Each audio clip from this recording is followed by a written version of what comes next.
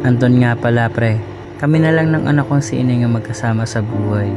Binawian kasi sa panganganak ang aking kabiyak at simula nun, nahirapan na ako sa kadahilan ng walang magbabantay o mag-aasikaso sa aking anak kung ako ay magtatrabaho.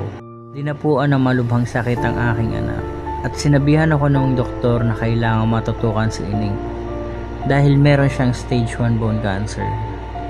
Nakitaan siya ng mga tumor at kailangan mainom ang mga niresetang gamot habang inoobserbahan pa ng doktor ang kalagayan niya.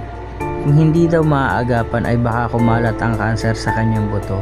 Buti na lamang ay may mabuti akong kaibigan na pumayag na magbantay muna sa kanya habang ako naman ay maghahanap ng pwede kong pasukan o pagkakitaan.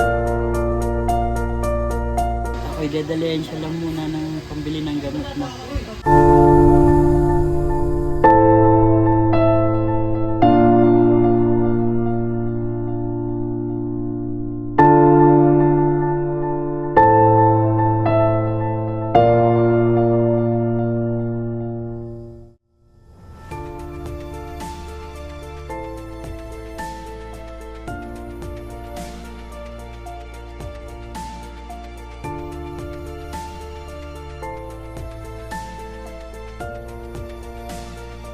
Labag man sa aking loob, pag nanakaw nakita akong pinakamadaling paraan para malikom ko kaagad ang pera na kailangan para sa mga niresetang gamot.